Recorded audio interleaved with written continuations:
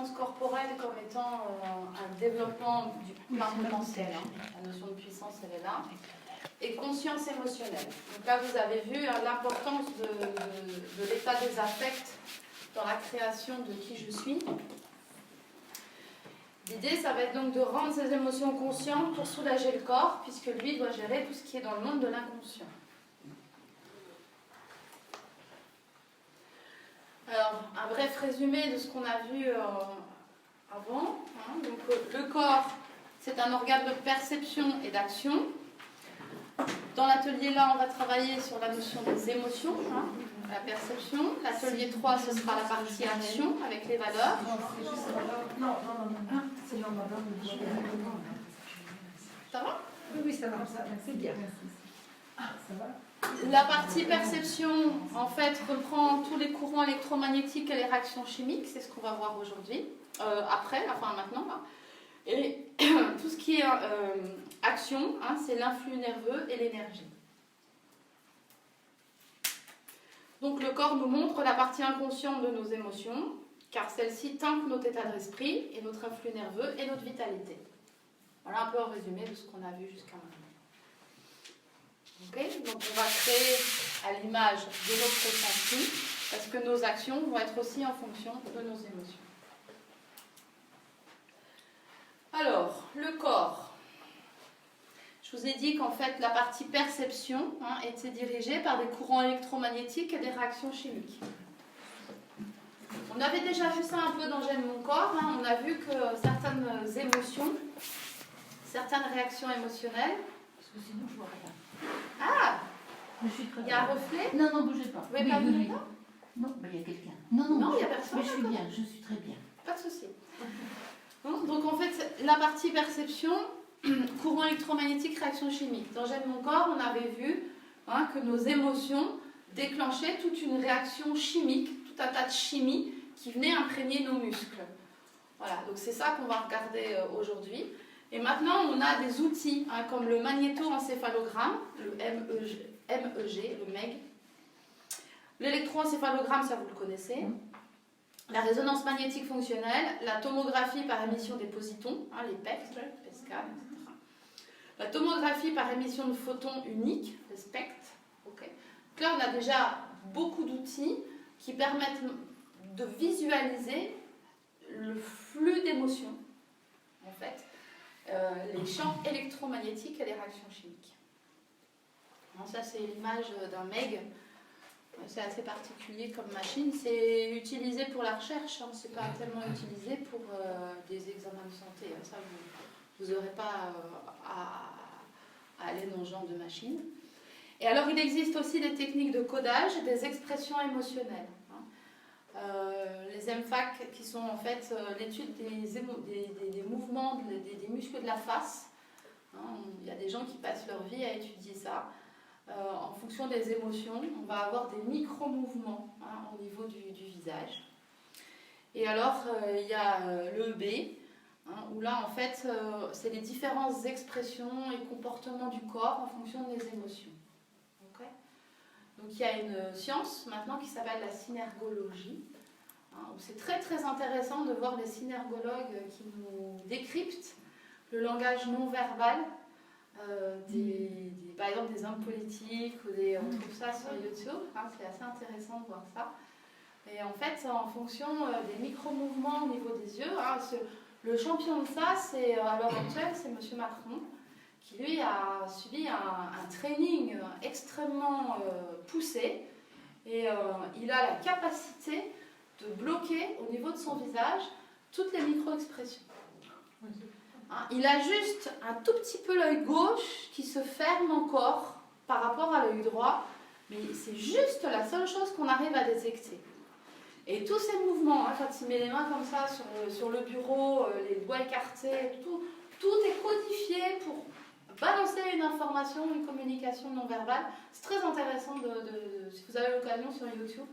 Synergologie. Voilà. Et donc nous le comprenons de manière inconsciente. C'est ça, voilà, c'est le langage non verbal. C'est vraiment d'inconscient à inconscient. Ouais. Petite remarque ironique, ça lui réussit pas.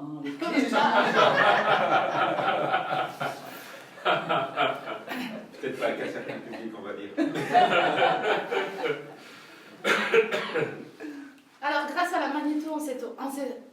Pardon.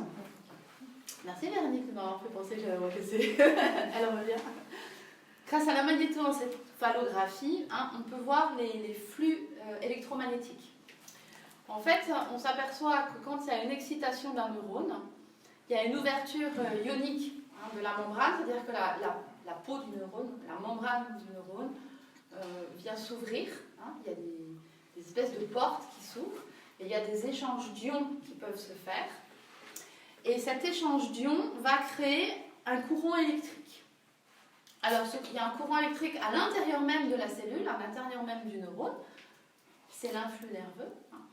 Et il y a aussi dans le milieu extracellulaire un courant secondaire qui vient se mettre en place. Et en fait, le champ magnétique est essentiellement créé par ces courants primaires. D'accord ? Donc en fait, il y a de l'électricité qui passe dans le neurone et c'est générateur d'un champ magnétique, d'un champ électromagnétique. C'est de l'électricité pure, on sait bien que quand il y a un courant électrique qui passe, il y a un champ électromagnétique autour, donc il y a un sens et une direction bien définie. Okay ? Et bien on a ça au niveau de nos neurones. Et en fait, ces microchamps électriques, en fait, ils sont de 10 puissance moins 13 Tesla. Voilà. Et donc maintenant, on a des outils qui permettent de les mesurer, sauf qu'on les mesure par paquet de 10 000 neurones. On n'a pas encore assez de précision pour pouvoir aller mesurer neurone par neurone. Bien que j'ai vu une émission il n'y a pas longtemps où je sais qu'ils ont réussi à isoler au niveau d'un neurone dans un labo qui travaille sur l'intelligence artificielle mise au service du corps pour les gens qui sont paraplégiques. C'est un monsieur qui a été paraplégique très très haut. Il n'aurait pas dû vivre, il a vraiment un support respiratoire permanent. Il n'a plus du tout de mouvement dans le reste du corps. Et il a accepté en fait qu'on lui implante des électrodes à l'intérieur du crâne. Donc il a 2 électrodes, en fait c'est 2 faisceaux dans le crâne, avec 2 plots qui ressortent au niveau du crâne. Et comme ils ont mis finalement ces éléments dans le crâne, dans le cerveau, ils arrivent à avoir une précision neurone par neurone. Et en fait, le gars, il fait un travail fantastique pour nous. C'est qu'il passe ses journées, son job, ça va être face à un ordinateur et apprendre à contrôler, en fait, une machine grâce à sa pensée. Et il arrive, en fait, c'est une éducation, c'est magnifique à voir ça. Et il arrive maintenant, donc il est paraplégique dans son fauteuil, il est tétraplégique. Et la machine, c'est 3 pinces comme ça. Et la machine arrive à prendre un soda sur la table avec une paille et lui amener à la bouche pour qu'il puisse boire. Voilà. C'est pour vous dire un peu maintenant la précision qu'on arrive à obtenir sur la connaissance du cerveau. Et on sait donc finalement que ces flux électromagnétiques ont à voir avec notre monde émotionnel. Et quand je dis que perception multipliée par action est égale à corps ou égale être humain ou égale vie, c'est vraiment intégré dans notre structure et dans notre cerveau, puisque l'influx nerveux, la notion d'action, est reliée à l'électromagnétisme. Okay. Donc là, je vous ai mis des vues. Donc on voit le courant primaire, qui est générateur en vert de courant de flux électromagnétique. Voilà ce qu'on arrive à voir. Okay. Et alors, oui, donc 10-3 Tesla, c'est 1 milliard de fois plus petit que le champ magnétique terrestre. C'est petit. Alors, ça c'est important, je voulais préciser, parce que je pense que ça peut vous donner beaucoup d'espoir. Les émotions vues par le flux magnétique, elles ont été, il y a des labos et des labos qui font de la recherche dessus. Et ils en sont arrivés à plusieurs conclusions. La première, en fait, c'est que les émotions négatives et positives se manifestent au cours de l'activation des aires cérébrales de manière indépendante. Ça veut dire quoi? Ça veut dire qu'une personne qui a une production chronique excessive d'émotions négatives, par exemple les gens qui sont en dépression, etc., ils gardent toujours la capacité de générer des émotions positives. Et ça, c'est un outil génial, en tant que coach ou en tant que psychothérapeute. hein, c'est qu'on sait que matériellement, le cerveau, la mécanique humaine, c'est en fait dissocier la production d'émotions positives de la production d'émotions négatives. Que les gens qui sont bloqués dans des émotions négatives permanentes n'ont pas perdu la capacité de générer des émotions positives. Ok ? Ça, retenez bien ça. La deuxième chose, en fait, c'est que pour chacun de nous, il existe un point d'équilibre entre nos émotions positives et les émotions négatives. Et ça, on le retrouve avec un électroencéphalogramme. On arrive maintenant à lire ça. Et la moyenne individuelle, cette moyenne, c'est ce qu'on appelle la thymie. Et quand la thymie s'éloigne de son point d'équilibre, c'est-à-dire qu'on a trop d'émotions négatives par rapport à notre moyenne habituelle, eh bien, il y a un mécanisme qui se met en place spontanément pour nous ramener à notre point d'équilibre. Et ça, c'est intéressant parce que ça veut dire que, bon, si on laisse notre thymie se décaler, la moyenne de nos émotions se décaler vers quelque chose d'assez négatif, eh ben, elle va nous ramener en permanence. Donc, si on a des émotions positives, eh ben, on va avoir tendance à être ramené dans une émotion négative.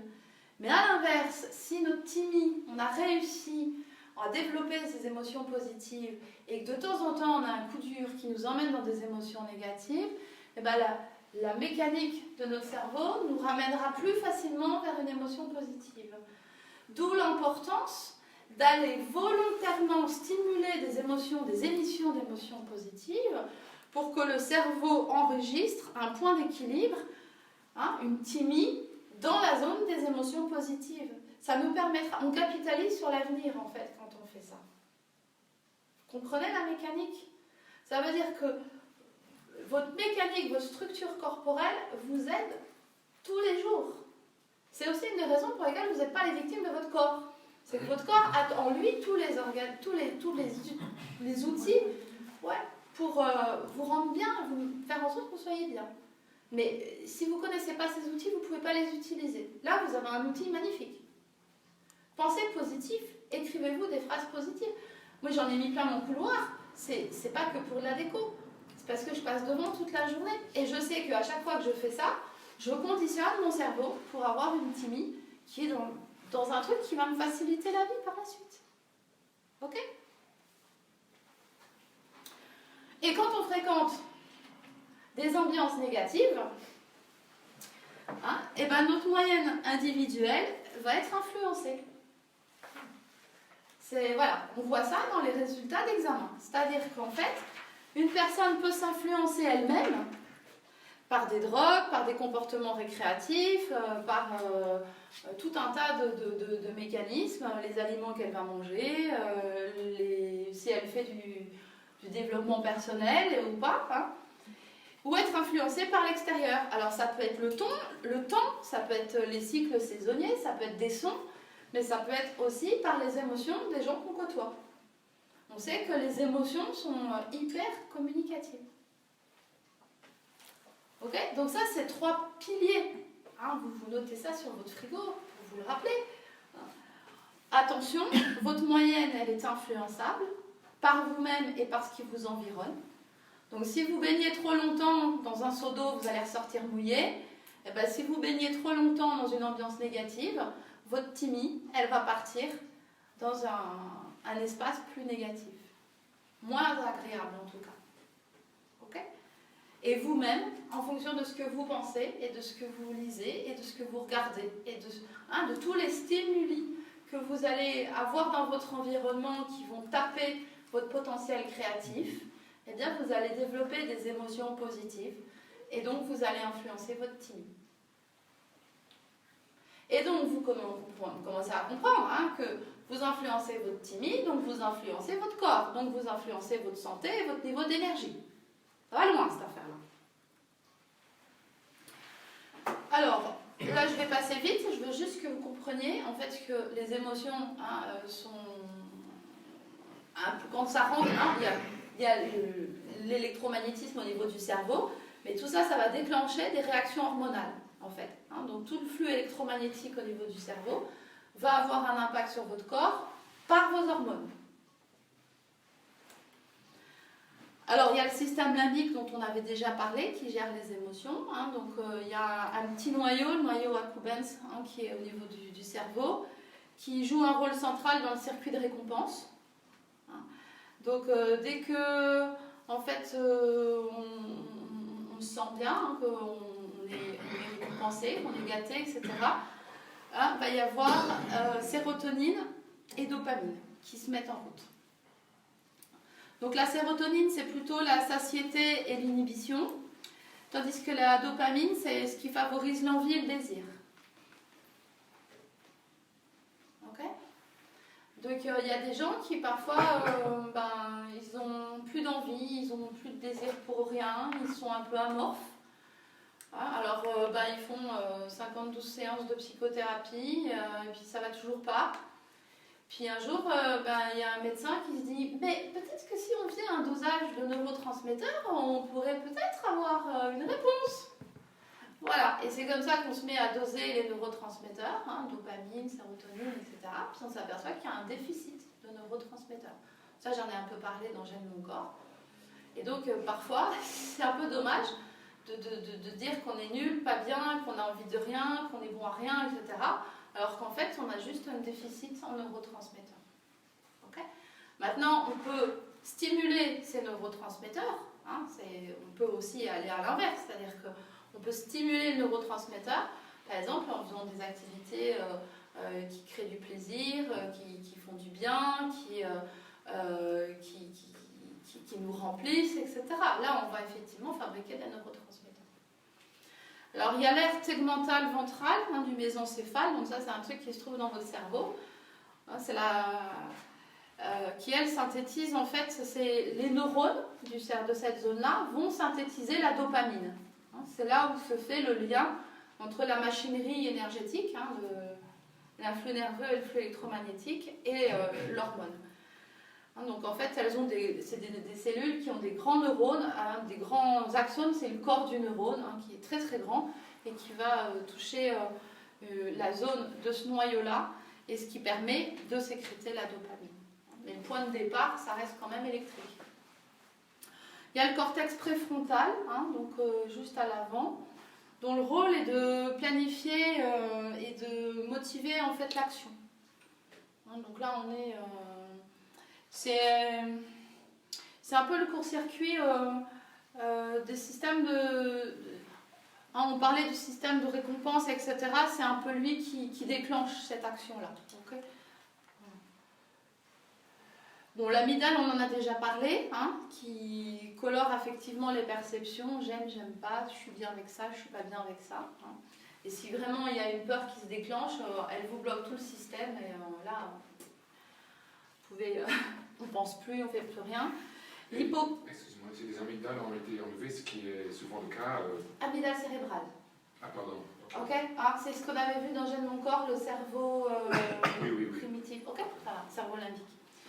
L'hippocampe, pilier de la mémoire, qui lui, en fait, il conserve des informations positives et négatives et il nous ressort ça un peu... on dit le mental se fie à l'expérience, c'est un peu ce modèle-là. Voilà, et puis après on a encore une zone qui s'appelle le cortex insulaire, qui lui en fait rentre dans la recherche active de plaisir lié à la nourriture et aux substances psychoactives. C'est voilà, juste qu'il y a des zones très précises qui font le lien entre le neurone et l'hormone. Et il y a Antonio Damasio, ça c'est intéressant, hein, qui a proposé en fait que l'insula, hein, donc le cortex insulaire, pour lui c'est une région qui permet en fait de nous renseigner sur nos états viscéraux liés aux émotions. Donc ça veut dire que lui a commencé à mettre en place des recherches. C'est des recherches qui commencent seulement maintenant, on commence à en entendre parler, comme quoi le ventre c'est notre deuxième cerveau, que ce qui se passe dans le ventre, notre monde émotionnel se passe dans le ventre, etc. C'est lui qui a été précurseur de ça en fait. Voilà. Alors ça c'est le schéma hein, qui comme la créativité négative, en fait, c'est le même type de schéma, c'est le truc à retenir. En fait, c'est que les émotions, vous avez vu, sont au cœur du processus de réalisation, de réalisation de soi, puisque c'est la base de la créativité. Mauvaise émotion, quand je dis mauvaise émotion, c'est une émotion qui n'est pas agréable, entraîne systématiquement une mauvaise décision, ressenti multiplié par action, qui va entraîner une mauvaise stratégie, parce qu'on va mettre en place avec l'agir masculin une stratégie qui ne va pas aller dans le bon sens, et donc fatalement on va obtenir un mauvais résultat. Et ça, c'est le cercle vicieux du perdant. C'est vraiment le truc dans lequel il ne faut pas tomber. Il y a deux trucs dans lesquels il ne faut pas tomber. C'est ça, le cercle vicieux du perdant, et le triangle de Karpman, qui est victime, bourreau et sauveur. C'est ce triangle de fonctionnement interrelationnel. Et ça, c'est les deux choses, évitez ça le plus possible dans votre vie. Alors, ce qu'on va voir aujourd'hui, justement, c'est comment sortir de ça. Parce qu'on a vu que la partie des émotions, c'est vraiment tout pour nous. Donc, si ça ne fonctionne pas bien, ça devient compliqué à vivre. Alors, le cercle vicieux du perdant, il est là. Et pour sortir du cercle vicieux du perdant, il faut arrêter de croire que l'émotion est une fatalité. Voilà. Si vous avez compris que le masculin féconde le féminin, et si vous avez compris que l'émotion n'est pas une fatalité, déjà je suis super contente de ce qu'on a fait ce matin. Ok ? C'est-à-dire qu'en fait, ce n'est pas l'événement qui fait tout. C'est la façon dont vous allez vous positionner par rapport à l'événement qui va tout faire dans votre vie. Face au même événement, on peut réagir de plein de manières différentes. Et plus vous allez choisir votre émotion à ce moment-là, plus vous allez pouvoir mettre en place une stratégie positive pour vous. Le cas le plus énorme, c'est quand on annonce une maladie grave à quelqu'un. Soit la maladie fait tout, et là, l'événement est juste impossible à surmonter. Et là, on a une cascade d'émotions négatives avec un système immunitaire qui s'effondre et une difficulté à poser des actions pour s'en sortir. Soit on considère que l'information est intéressante à retenir. Ça reste une information parmi d'autres. Ça reste l'avis de personnes parmi d'autres. Ok ? Je retiens cette information, mais je considère que ce n'est pas l'événement qui va créer ma vie, c'est moi qui vais créer ma vie face à l'événement. Donc j'ai la possibilité maintenant, face à cette annonce, de me positionner comme une battante ou pas. Et de là, vous allez mettre en place des stratégies, vous allez ouvrir le champ, vous allez faire preuve de créativité. Est-ce que c'est un problème que je dois régler ? Ouais. Est-ce que c'est un problème... comment j'ai déjà réglé ce problème ? Est-ce que j'ai déjà eu une maladie importante ? Comment je l'ai réglé ? Comment d'autres ont déjà réglé le problème ? Et paf, on est reparti dans la moulinette de la créativité pour ouvrir le champ. Et là, on peut aller chercher effectivement des solutions encore plus abstraites par rapport à cette annonce de maladie. Ok ? C'est une clé, mais monumentale dans votre vie. Si vous vous laissez embarquer par votre émotion, c'est l'émotion qui vous possède. C'est elle qui vit pour vous. Vous n'êtes plus qu'un pantin. Donc en fait, je crée et je choisis mes émotions et mes pensées. Par rapport à ce qu'on a vu tout à l'heure, c'est le fameux développement personnel. Je suis ce que j'ai envie d'être. Donc, je crée et je choisis mes émotions et mes pensées. Puisque j'ai envie d'être ça, je crée l'émotion qui correspond à cet état et je mets en place une stratégie comme si je l'avais déjà obtenue. Ce qui veut dire qu'en fonction de mon état, si j'ai un problème physique, si j'ai une maladie quelconque, etc., je choisis, je suis ce que j'ai envie d'être. J'ai envie d'être en pleine santé. Je choisis les émotions face à la maladie qui me permet d'être en pleine santé. Donc, je crée un focus permanent sur des émotions de vitalité, de recherche de dynamisme, etc. Je fais en fonction de mes moyens. Si je suis cassée parce qu'effectivement c'est dur, etc., c'est pas grave, mais j'essaye toujours d'être au mieux. Et j'essaye de vivre comme j'ai envie d'être. Donc je vis comme si je n'avais pas la maladie. Je mange la vie. Je continue mes activités physiques, je continue de voir mes amis, je continue de sortir, je continue. J'intègre juste l'information que oui, il y a quelque chose qui se passe à l'intérieur de moi. On est en train de mettre en place des solutions aux problèmes, mais je ne deviens pas mon problème. Le « je suis malade », sortez-vous ça de la tête, vous êtes en train de vous le créer.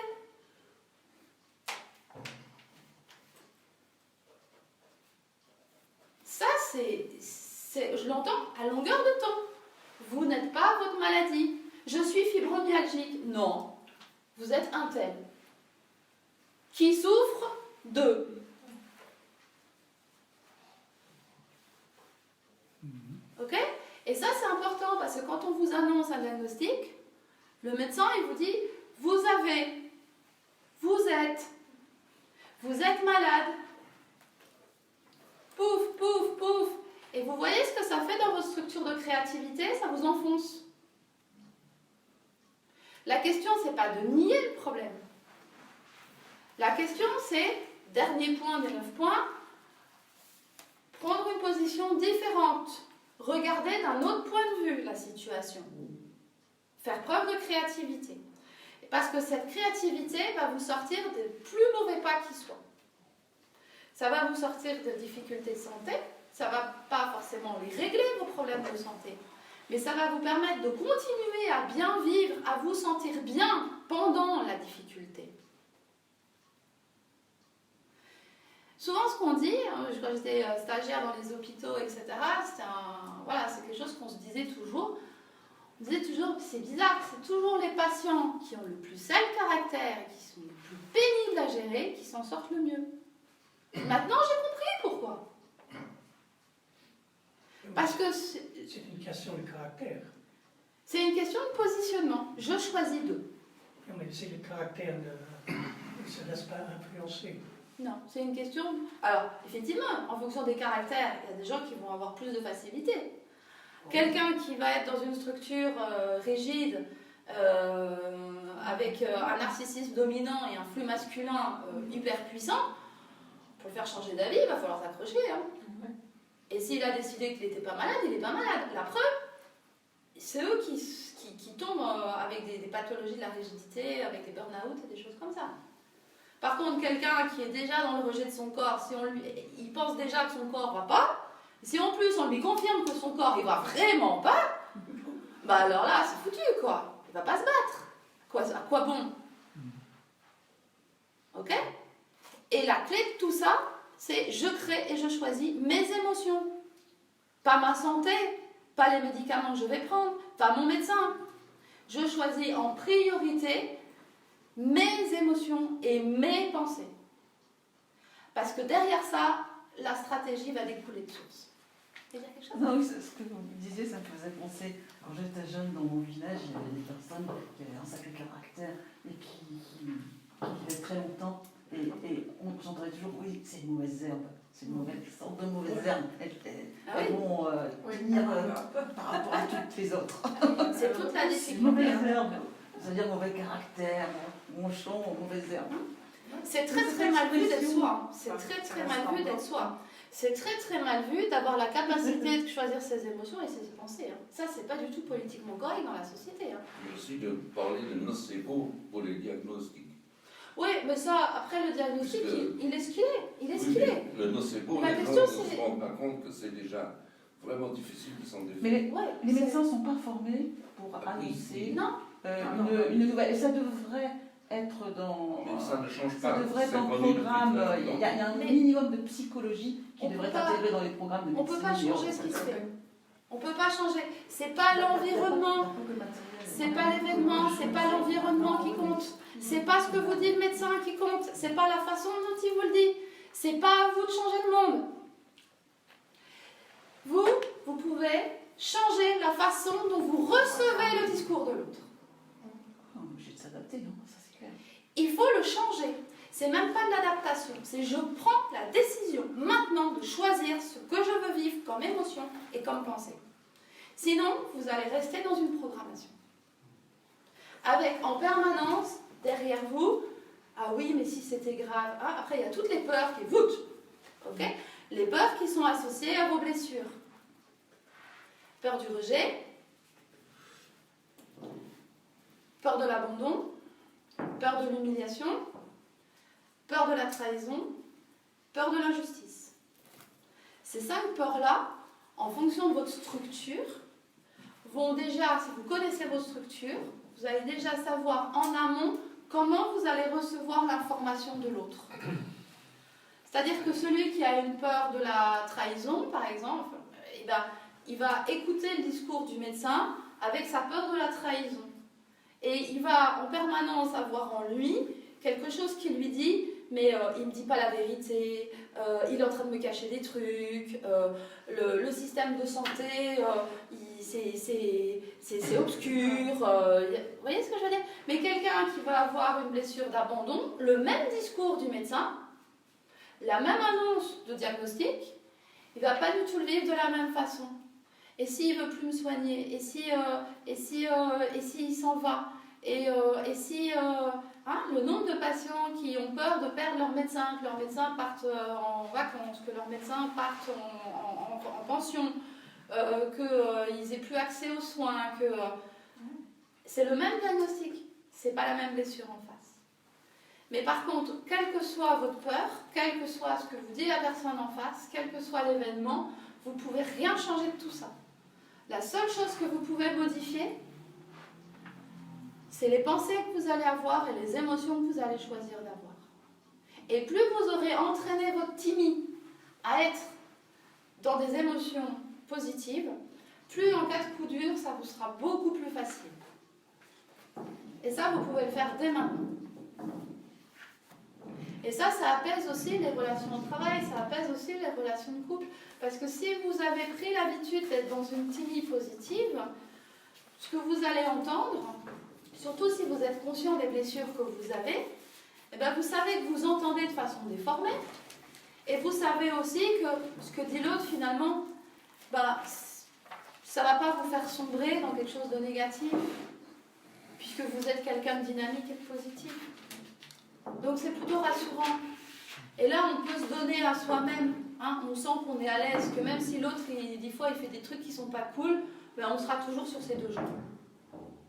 On n'est pas dans la dépendance à l'autre. Ok? Et c'est ça qu'on appelle rendre ses émotions conscientes. Alors là, je vous parle d'un point de vue médical, hein, parce que c'est vrai que c'est quand même ce que je fais à longueur de temps. Et ce que j'entends, hein, beaucoup de gens se présentent en disant je suis ma pathologie, je suis mon problème, je suis ma difficulté, je suis...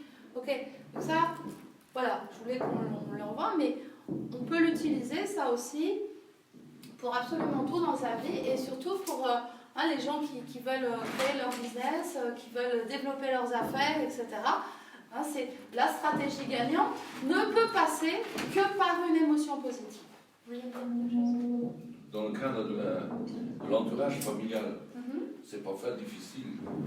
Hein, donc, c'est les petits trucs, en s'exerçant sur les petits trucs dans la vie quotidienne, qu'on aura la certitude. C'est ça. Parce qu'en fait, plus vous allez vous entraîner, et plus vous allez devenir des pros. Et donc, plus vous allez pouvoir nager dans de l'eau toxique. Parce que finalement, vous serez beaucoup moins influençable. Vous serez beaucoup moins... En fait, le top du top, c'est ce que je dis toujours. Hein. S'il y a des gens qui me disent « Ah oui, mais moi j'ai réussi à trouver une certaine paix intérieure, une certaine sérénité. Ah ouais? Et tu vas où? En pleine campagne. Ah bon? Et quand tu prends le métro à Paris, quand tu vas visiter un truc, comment tu te sens? Ah mais j'aime pas, je suis pas bien, c'est insupportable. Ok? En fait, la sérénité, la paix intérieure, c'est en plein milieu du métro, aux heures de pointe. C'est là qu'on sait qu'on l'a trouvé. D'accord? C'est pas quand c'est facile autour de soi. Par contre, on s'entraîne quand c'est facile. Et après, on se met dans la difficulté. Et c'est comme ça qu'on va renforcer. Et puis c'est comme ça que, lors d'une très très grande difficulté, hein, quand c'est plus un tracas, c'est une tâche, machin, que c'est vraiment un problème, hein, c'est-à-dire un diagnostic médical, etc., ou une famille toxique, hein, et ben là, effectivement, on a assez de fermeté, discipline en soi, pour pouvoir tracer sa route. Okay. Rendre ses émotions conscientes, en fait, pourquoi c'est intéressant de comprendre, c'est que quand on est dans l'émotion non consciente, ça c'est ce qu'on fait à longueur de temps, hein, quand on n'est pas informé, qu'on n'est pas entraîné, eh ben, on arrive systématiquement à de la déception, à des douleurs, à un ego qui est blessé, à des regrets, à de l'incompréhension. C'est aussi les gens qui vous disent ah, bah, c'était plus fort que moi. Voilà. On retrouve l'autosabotage là-dedans. Donc l'émotion consciente, c'est la vie naturelle, ça. C'est quand on ne s'est jamais posé la question, on ne s'est jamais entraîné et on prend les choses comme elles viennent. Donc l'émotion non consciente, c'est on subit sa vie. Je subis ma vie et je laisse mon corps gérer ce que je ne vois pas. Voilà, ça c'est super dur à vivre. Et en face, on a l'émotion consciente, hein, qui permet finalement d'arriver au plaisir, à la progression et au leadership. C'est pour ça que ce tableau est utilisé pour tout dans la vie, aussi bien pour former des gens qui veulent se mettre à leur compte et qui veulent développer leur business, que pour des enseignants, hein, qui veulent devenir un peu des leaders dans leur classe, aussi bien pour des dirigeants, etc. Un leader, quel qu'il soit, que ce soit une mère de famille qui lead ses 3 enfants, que ce soit un professeur dans une classe, que ce soit un chef d'entreprise ou juste déjà être leader de soi-même, ça ne peut passer que par les émotions conscientes pour fonctionner. Si vous passez là-dedans, vous allez être dans je cherche à convaincre, je cherche à m'imposer, les jeux de pouvoir, j'aurai raison sur toi parce que j'aurai assis mon autorité, etc. Donc l'émotion non consciente, on a vu, c'est un réflexe biologique pour protéger un besoin humain. Donc là, il n'y a aucun contrôle, hein. C'est purement du réflexe. Décision non contrôlée, fatalement. Comme on ne contrôle plus nos décisions, on ne contrôle plus notre stratégie. Donc en fait, le résultat qu'on a au bout, il est complètement aléatoire en fait. Hein. Et ça, je vous l'ai dit, déception, etc. L'émotion non consciente nous donne une vie un peu comme une feuille d'arbre en automne. On quitte l'arbre, et puis voilà, on fait comme ça, et on ne sait pas du tout où ça va tomber. Alors des fois, ça tombe au pied de l'arbre, puis des fois, la feuille, elle retombe, mais au bout de la rue. Hein. Ok ? Ça, c'est mener une vie de flottement. L'émotion consciente, réflexe identité, contrôle repris, c'est la maturité émotionnelle. Je repère l'émotion que je suis en train de vivre maintenant. Ça, on va apprendre à le faire. Hein. Donc, comme je ressens cette émotion, je peux la vivre si j'ai besoin de la vivre. Je vous expliquerai pourquoi. Charge émotionnelle. Et en fonction de ce que j'ai ressenti, je décide de non pas continuer à ressentir cette émotion, mais à prendre une autre émotion pour avancer face à cette situation. Et je décide de poser tel et tel acte. Ok ? Donc, là, il n'y a plus de débordement émotionnel et il y a de la rationalisation. Je reconnais l'émotion, flux féminin, ressenti, je perçois. J'agis, flux masculin. Je ne suis pas dans un réflexe, je suis dans une action consciente. Je suis est en ordre. Plaisir, progression, leadership. Alors, quand le réflexe est identifié ici, hein, on a une option, c'est agir en fonction de ses valeurs, c'est l'atelier 3. Mais pour ici, il va falloir vivre l'émotion pour libérer la mémoire émotionnelle. Et c'est avec ça que vous vous butez en permanence. Cette notion de mémoire émotionnelle. Alors après, il y a des techniques thérapeutiques, hein, comme le MDR, comme le FTP, je crois, tout un tas de travail sur les mémoires, on appelle ça les mémoires au sens large, hein. Mais en fait, c'est purement de la mémoire émotionnelle. Et ça, il faut que vous compreniez le mécanisme, parce que ça vous pourrit la vie, et c'est ça qui entretient votre phénomène de blessure, la structure blessée. Donc là, ce qu'on va voir maintenant, c'est ça. C'est vivre l'émotion pour libérer la mémoire émotionnelle. Et tout à l'heure, on reviendra sur agir en fonction de ses valeurs. Vous voyez quel carrefour on est. Alors, vivre l'émotion, ça c'est juste pour information, hein, pour ceux qui veulent fouiller un peu. Dans le cerveau, on a le circuit de gestion des émotions qui s'appelle le circuit de Papez. Hein, donc avec le néocortex et le cortex qui ont tout un cycle, hein, parmi lequel en fait il y a une information neuronale qui vient créer une émotion. Retenez pas ça, sachez juste qu'il y a toute une alchimie, tout un truc dans votre cerveau. Hein. Les émotions, elles ne se promènent pas à distance, hein. Elles sont dans votre corps. Ce qui est intéressant de savoir, en fait, c'est que le circuit de Papez, en fait, toute cette tonalité neuronale, aboutit à l'hypothalamus. Et l'hypothalamus, ça c'est quelque chose d'important parce que lui, il va déclencher, en fait, en fonction des informations, donc des stimuli hein, qu'il a eu, il va déclencher des réactions, des sécrétions sanguines et des neurohormones, qui sont l'ocytocine et la vasopressine. Alors, l'ocytocine, c'est l'hormone de l'attachement. Hein, quand on aime, voilà, quand on aime bien, on s'attache, etc. C'est aussi l'ocytocine qui fait ça. Alors, elle est sécrétée, par exemple, quand le bébé commence à téter hein, le sein de la maman va sécréter de l'ocytocine et c'est comme ça qu'elle s'attache à son bébé. Hein. Mais on trouve ça aussi dans les relations amicales, dans les relations de couple. Et il n'y a pas besoin de téter le sein pour ça. Hein. C'est vraiment aussi le simple fait de s'attacher. Donc, c'est les émotions qui créent ça. Mais aussi contact corporel, c'est... Aussi, c'est en plus amplifié. Hein. La vasopressine, en fait, a une action sur les reins via la rénine. Et ça a aussi une action sur le foie. Et ça, c'est intéressant parce qu'il y a une sécrétion aussi d'hormones qui permet un contrôle sur les surrénales. Et alors, c'est le cortisol qui est sécrété, qui est une hormone lipophile, qui aime la graisse.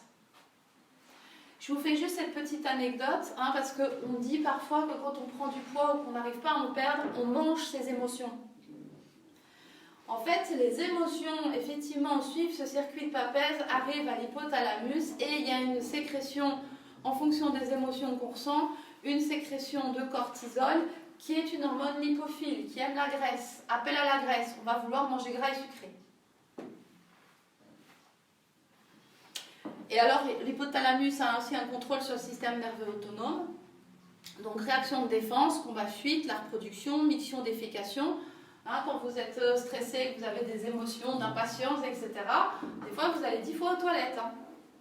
C'est votre hypothalamus qui a été stimulé au niveau neuronal.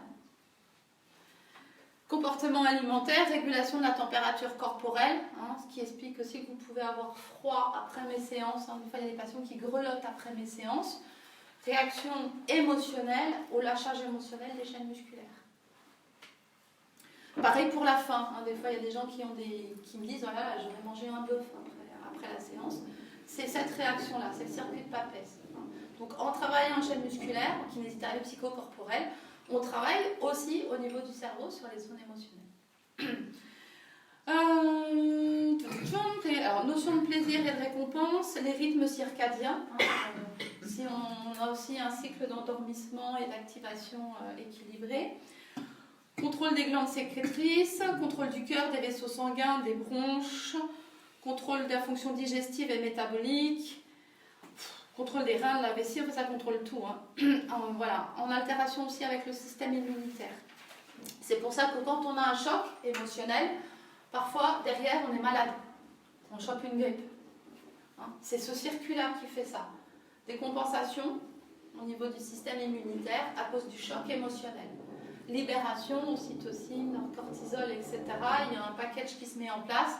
Système immunitaire et pouf, et là on chope un virus. Okay, ça vous est peut-être déjà arrivé. D'une réaction à un stress intense.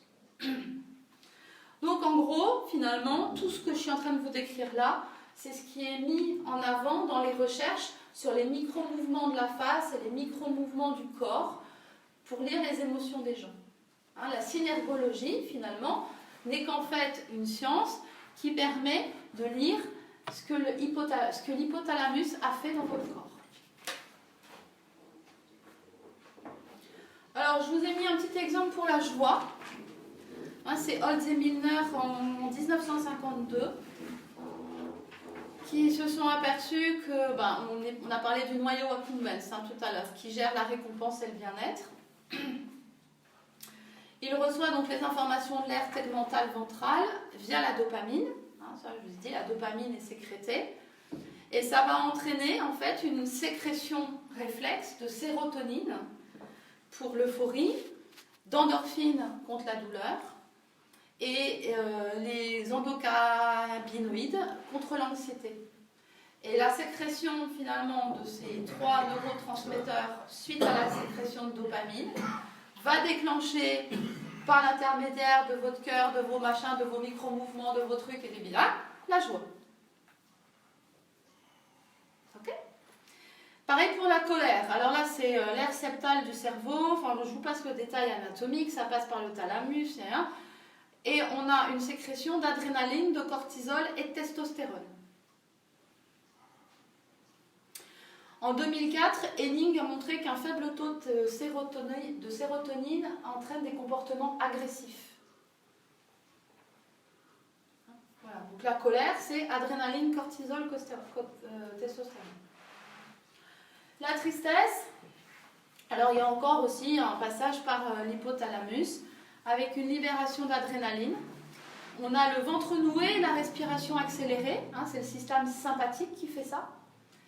Et puis en face, on a l'acétylcholine et la noradrénaline qui se mettent en route, qui donnent les larmes et la prostration. Et alors, on a le cœur qui est au milieu, entre le système parasympathique d'un côté qui s'est activé, et le système orthosympathique de l'autre côté qui s'est activé, par les 2 neuromédiateurs qui leur correspondent. Et donc le cœur reçoit 2 informations contradictoires. Il reçoit l'information accélère et l'information ralentit. C'est pour ça que quand on est triste, on dit qu'on a le cœur serré. Tout bêtement, c'est une réaction des neuromédiateurs. Ni plus ni moins. Voilà, votre cœur subit 2 informations différentes.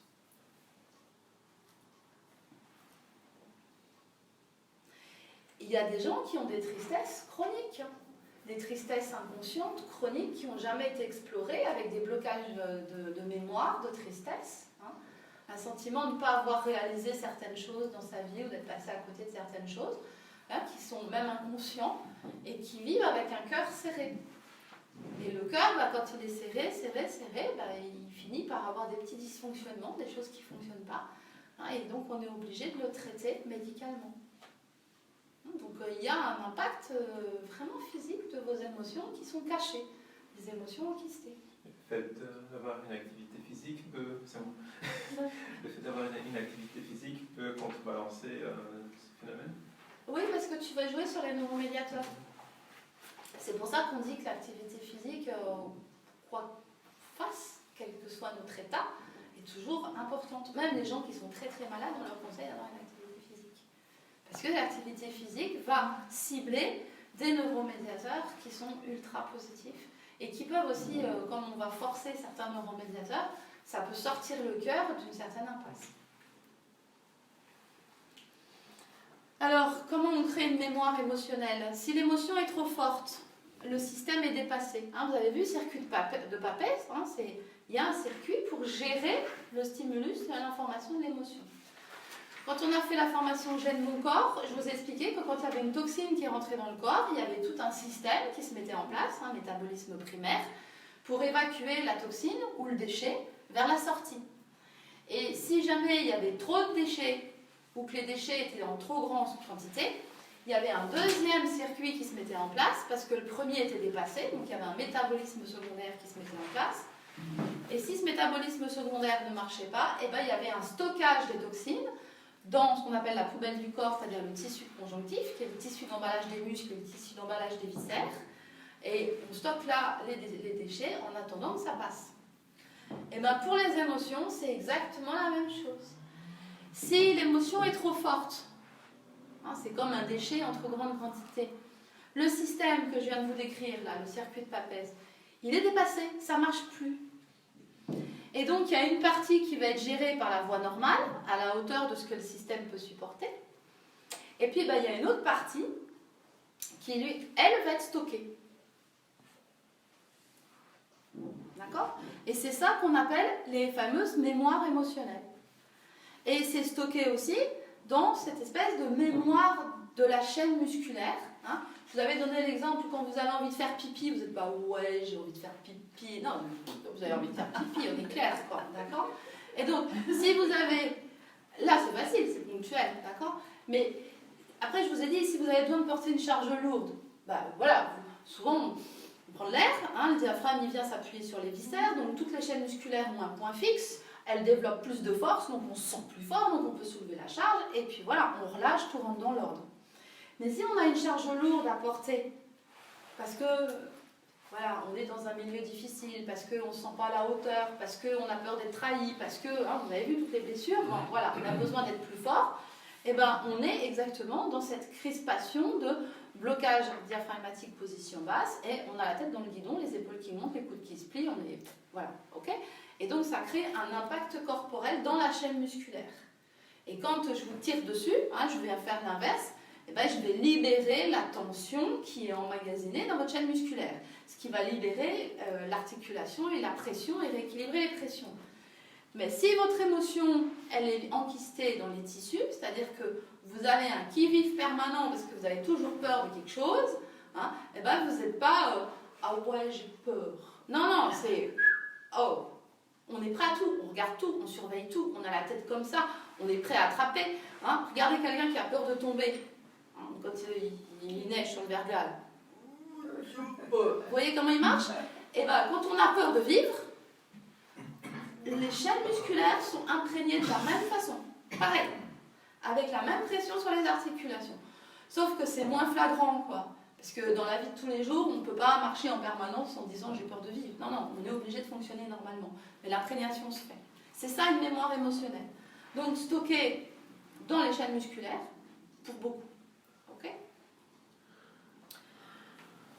Cette mémoire, en fait, elle vient du système limbique, hein, avec l'instinct de survie et l'ego, qui prennent le relais. Et de l'autre côté, on a une autre mémoire qui est dans le champ électromagnétique, blocage, mémoire cellulaire, programme inconscient. Voilà. Tout ça, il y a deux circuits qui sont... donc cette partie-là est stockée dans les chaînes musculaires, hein, et cette partie-là, elle reste engrammée dans notre fonctionnement cérébral. Et tout ce qui est conscient donc, va être géré, exprimé par le corps, et par ce qu'il nous montre dans notre quotidien. Hein, toute cette partie qui est émotionnelle, qui est gérée et qu'on peut supporter. Le reste, en fait, il n'est pas géré. Et alors l'idée, en fait, c'est que ce stockage va aussi avoir besoin d'être exprimé et géré dans le quotidien. Mais ça, c'est la version inconsciente. Et 99% dont je vous parlais au tout début va aussi être géré et exprimé par le corps. Mais là, ça va être de manière inconsciente. Nous sommes les créateurs de notre champ d'expérience. Et de façon inconsciente, ça vous ne le savez pas encore, hein, mais cette mémoire de stockage, c'est exactement comme pour les toxines du corps. Le corps doit à tout prix éliminer les toxines qu'il y a dans le corps, d'une façon ou d'une autre. Il fera des kystes, il créera des diarrhées, il vous fera tout un tas de problèmes et machin, mais quand il y en a trop, il doit faire dégager. Et le stockage mémoriel, c'est pareil. La vie nous amène systématiquement à déstocker nos trucs bloqués. Et donc, inconsciemment, on va mettre en place dans nos vies tout un tas de systèmes qui vont nous amener à déstocker. Et c'est ça notre vie inconsciente. Quand on est conscient de ça, on s'aperçoit qu'on est en train de déstocker. Et la situation qui nous arrive, on se dit « Ah ouais, là, je suis en train de déstocker, là. » Et donc, on ne prend plus l'émotion en pleine figure. On sait quoi en faire.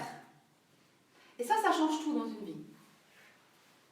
Donc, si je fais le schéma, le déstockage, ici, il est juste obligatoire.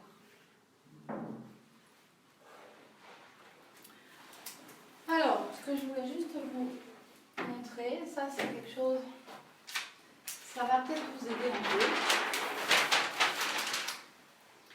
Le circuit Papez, vous avez vu, vous vous souvenez, ça passe, etc. Je vous ai dit, quand c'est débordé, ça marche plus. Quand on a un circuit de Papez d'un fœtus, d'un bébé, d'un enfant de 6 à 8 ans, je ne vous dis pas comment c'est fragile. C'est pour ça que la plupart des blessures, on les remarque à ce moment-là et que le corps se construit avec ça. Parce que c'est à cette période-là qu'on stocke le plus de choses. Et l'idée, en fait, c'est d'arriver à déstocker avec le système nerveux qu'on a maintenant, qui est beaucoup plus capable de gérer ça. Alors, je vais vous raconter l'histoire d'une petite fille. Elle est chez elle, tranquillement. Elle est toute petite, hein, elle a 3 ans. Elle est chez elle, et il y a ses parents qui sont à la maison. Elle est jouée dans sa chambre, tranquillement, puis elle arrive dans le salon. Et puis, elle sent, du haut de ses 3 ans, que le climat, il est pas... Il y a une ambiance un peu lourde, quoi. C'est pas facile. Bon, elle comprend pas trop, elle sait pas.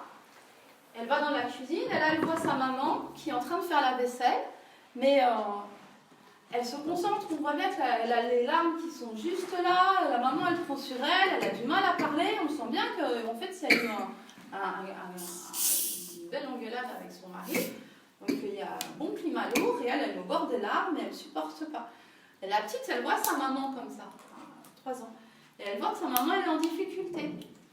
Donc ce qu'elle fait, eh ben, elle voit que sa maman, elle lave la vaisselle, elle dit, je vais aider ma maman en essayant d'essuyer un peu, voilà, comme peuvent faire les enfants de 3 ans qui sont pleins de bonne volonté. Ils vous embêtent, hein, mais ils le font pour. Et alors, elle tire sur le chiffon un peu, quoi, en disant, maman. Et là, la maman, elle se retourne, elle dit, ah non, hein, tu vas pas, c'est pas le moment, hein. Et là, la petite, il y a le ciel qui vient de lui tomber sur la tête. Parce qu'elle a essayé d'aider sa maman, elle a bien senti, sans comprendre pourquoi, et sans trop mettre des mots dessus, etc., qu'il y avait une ambiance tendue, que c'était compliqué. Et là, elle vient de juste se faire jeter, quoi, et en plus, elle vient de comprendre qu'elle est dans l'incapacité totale d'aider et de faire du bien aux gens qu'elle aime. Mais en fait, la situation, elle est d'une banalité. Ça arrive fréquemment, ce genre de choses. C'est pas un drame. La petite, elle est partie dans sa chambre, elle a fait ce que font 100% des enfants de cet âge-là. Elle s'est couchée en travers sur son lit, elle a attrapé son nounours et elle a pleuré. Elle a pleuré. Donc en fait, qu'est-ce qui s'est passé? Ici, la petite, elle a été, en fait, il y a eu une décharge émotionnelle. Cette décharge émotionnelle, elle est de 50 000 unités. Ok?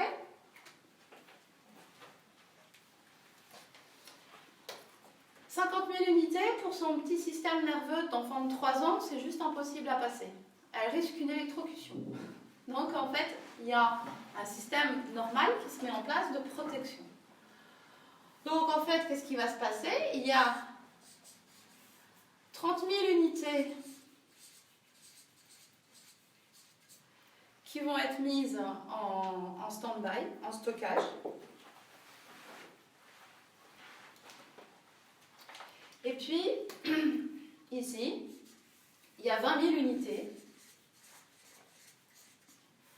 qui vont être gérées par le nounours.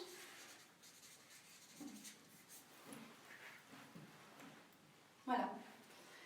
Et en fait, la petite, elle va continuer. Après, une fois qu'elle a géré ces 20 000 unités, elle va retomber en équilibre, elle va sortir, sa mère va lui faire un câlin, et puis la vie va reprendre, il n'y a pas de souci. Mais il y a 30 000 unités ici qui sont stockées dans l'émotion du rejet. Je ne peux pas faire plaisir aux gens que j'aime bien, ou voilà. Après, vous mettez ce que vous voulez, hein, c'est un exemple. Ok? Et ça s'arrête là. La vie continue, Et à l'âge de 12 ans, donc là elle en a 3, là elle en a 12, elle va se retrouver en classe et son professeur la fait venir au tableau et il l'interroge et elle ne sait pas trop quoi répondre en fait. Et elle l'aime bien son professeur et c'est vraiment un mec chouette. Et elle sent que lui, il est un peu irrité parce qu'elle ne sait pas répondre à la question et elle se sent vraiment nulle et pas à la hauteur et elle se sent impuissante à faire plaisir à son professeur. Et donc, qu'est-ce qui va se passer? Elle va reprendre une dose ici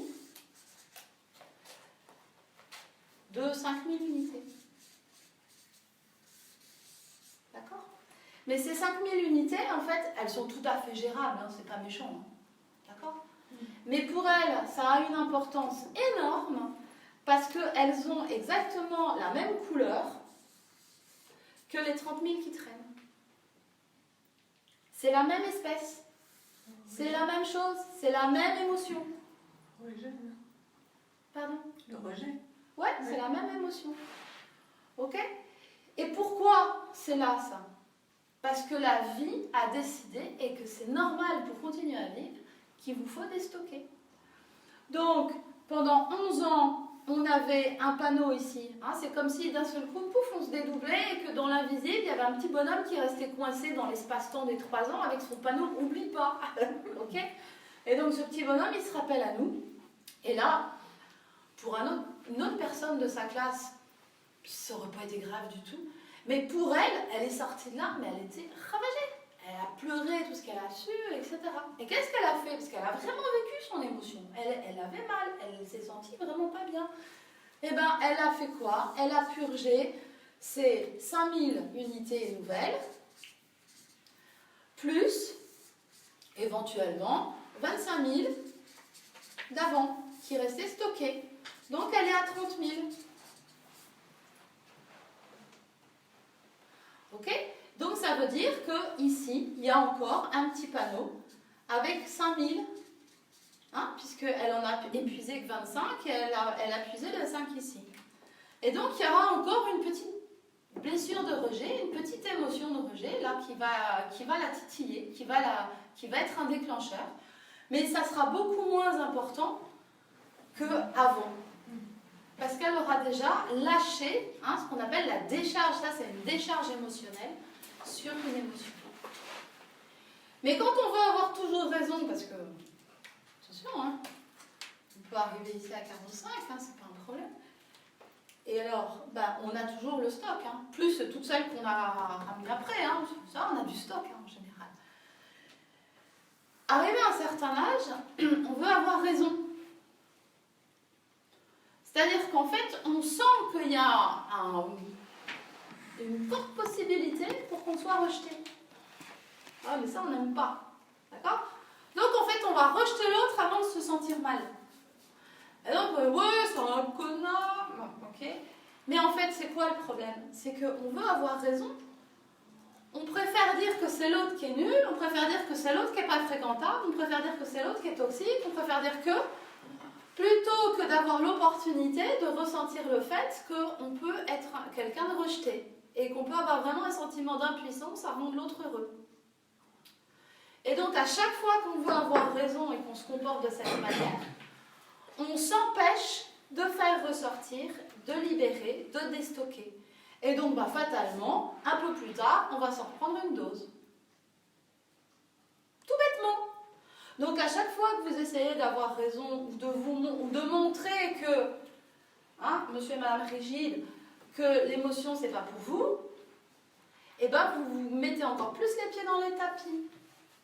Ce qui veut dire qu'à chaque fois dans votre vie que vous sentez qu'il y a une émotion qui remonte, c'est intéressant d'essayer de la sentir, cette émotion, de la rendre consciente, hein, c'est ce que j'expliquais là, et surtout de la vivre. Mais pas vivre, ouais, je suis encore tombée sur un mec qui m'a abandonnée. Je suis pas contente. Non, c'est pas ça qu'on doit vivre. Ce qu'on doit vivre, c'est vraiment à l'intérieur de soi le sentiment d'être une pauvre chose sur le trottoir, là, dans le caniveau, totalement abandonnée, de se sentir vraiment, mais voilà. Et là, vous vivez ça, vous pleurez ça, vous criez ça, vous videz vos tripes de ça, et vous allez vite vous apercevoir qu'il y a derrière quelque chose qui va ressortir. Vous allez prendre conscience d'un beau cadeau qu'il y a derrière. Parce qu'à chaque fois qu'on fait déstocker tout ça, en fait, il y a une fluidité, une liberté, et surtout une énorme confiance en soi qui apparaît. Ok ? Hein, dans les blessures de trahison, quand on accepte enfin, non pas de rejeter la trahison de l'autre, etc., ben, par exemple, on prend conscience qu'en fait, souvent, l'autre peut nous trahir parce qu'il n'a pas le choix. Et c'est que parfois, en fait, l'autre nous trahit parce qu'en fait, il se sent inférieur par rapport à nos talents et par rapport à nos capacités. Et parfois, être trahi, c'est vraiment bien.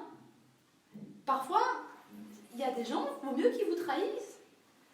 Il vaut mieux qu'ils vous trahissent parce que ça veut dire, si ces gens-là vous trahissent par rapport à leur perception, leurs valeurs, etc., ça veut dire que vous n'êtes pas du tout en phase avec qui ils sont. Et c'est tant mieux parfois. Parce que ça peut vous permettre de prendre conscience que vous êtes beaucoup plus proche de vos objectifs que vous pensiez l'être. Hein, donc la trahison, l'abandon de l'autre, c'est pas forcément des trucs négatifs. Mais pour ne pas en voir que l'aspect négatif, pour pas être complètement focusé sur la charge émotionnelle de ces éléments-là, il faut avoir réussi à faire lâcher ça. Et après, vous pourrez dire, mais waouh, j'ai encore été abandonnée, mais que c'était bien, c'était ce qu'il me fallait. Ok ? Vous avez compris ça ? C'est vraiment un point important. Hein. Et on sort de ça en arrêtant de ne pas vouloir vivre ses émotions. Parce que dans nos sociétés, vivre ses émotions, c'est mal vu. Hein. Oui. Ah ouais. Parce qu'en fait, tout ce que je viens de vous dire, c'est mal vu. Pourquoi c'est mal vu ? Parce que ça vous permet de développer votre potentiel, de développer votre leadership. Et plus vous êtes un leader, moins vous êtes influencé. Donc, plus vous consommez ce que vous avez envie de consommer et pas ce qu'on veut vous faire acheter. Oui, c'est pour ça que c'est pas mis en avant aussi. On ne peut pas forcément gouverner un pays de leaders. Hein. Voilà, donc comment déstocker, vivre et revivre l'émotion avec ses tripes et avec sa tête, hein, c'est ce que je viens de vous expliquer. Et 2 ennemis du déstockage, c'est de ne pas être conscient de l'émotion. Voilà. Et vouloir à tout prix avoir toujours raison, hein, c'est ce que je viens de vous dire. Alors, identifier ses émotions. Hein, là, on va être dans la pratique. Alors, vous pouvez prendre des notes, mais si ça vous intéresse, vous me le dites. Moi, je vous enverrai les fiches par mail. Identifier ses émotions, c'est par le mot hein, « maintenant je suis ». Puis vous attendez. Et vous essayez d'aller chercher à l'intérieur de vous « je suis comment ? Je suis triste, j'ai du regret, je suis... voilà. C'est déjà ça. Hein, ça peut commencer par ça. Parce que bien souvent, on traverse tout un tas d'émotions dans la journée, mais à aucun moment, on prend le temps de se dire « maintenant je suis comment ?» À quel moment vous allez chercher dans quel état émotionnel vous êtes dans votre journée ? Hein ?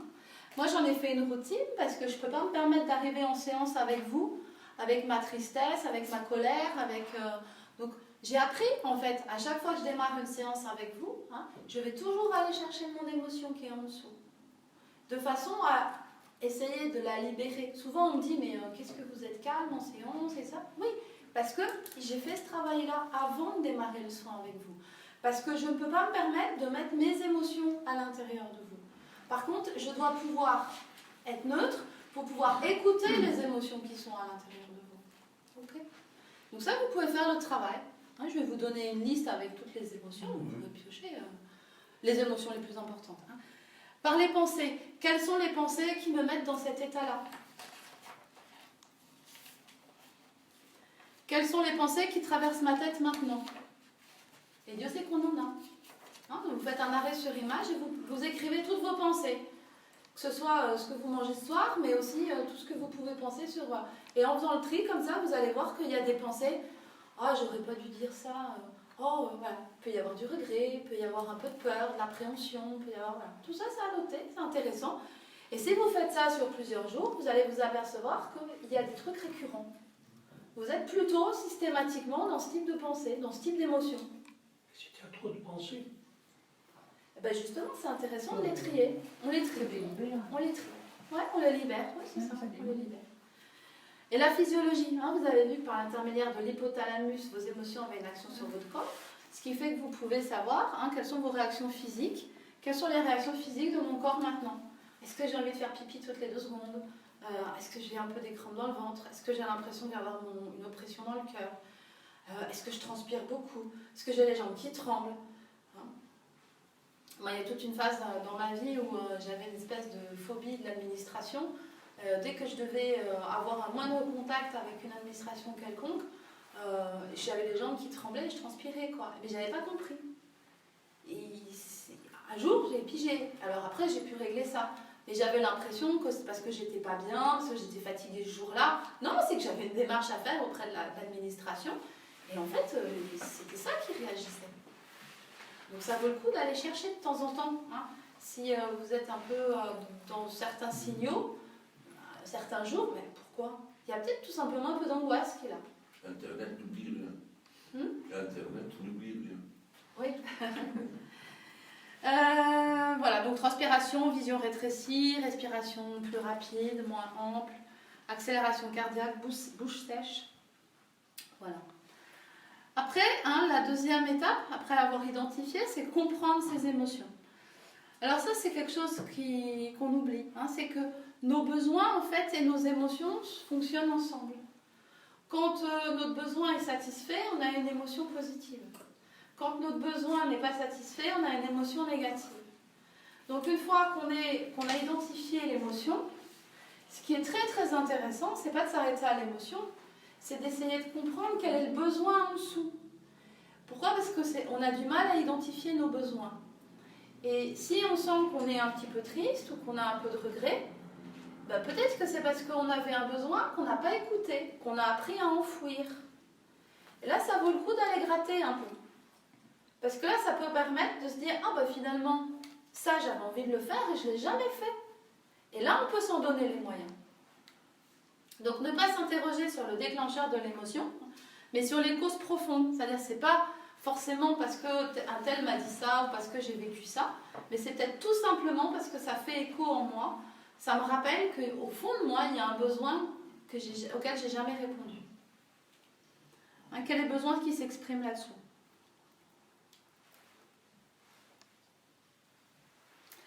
Ensuite, c'est exprimer et apprécier ses émotions. Vous vous souvenez, hein, dans l'équilibre, la dépendance et l'interdépendance, hein, je vous ai dit, je reconnais ce dont j'ai besoin et je sais me donner ce dont j'ai besoin.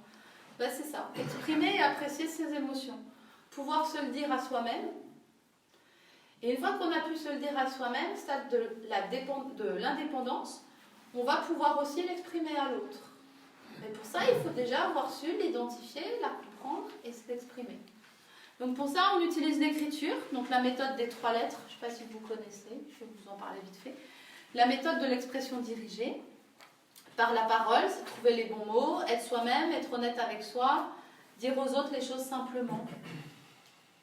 Si par exemple, voilà, vous avez une émotion quelconque, souvent c'est ce qu'on conseille à, par exemple, des étudiants qui vont passer un oral, on leur dit, exprimez votre émotion avant de commencer. N'hésitez pas à dire, je me sens très stressée, donc voilà. Et rien que le fait de l'exprimer, ça fait un peu lâcher les choses. Parce que si pendant tout votre oral, vous exprimez pas et que vous laissez cette émotion coincée, et vous allez tout faire pendant tout votre oral pour que ça ne se voit pas que vous êtes en plein stress. Donc soit vous allez surjouer, soit vous allez au contraire vous paralyser.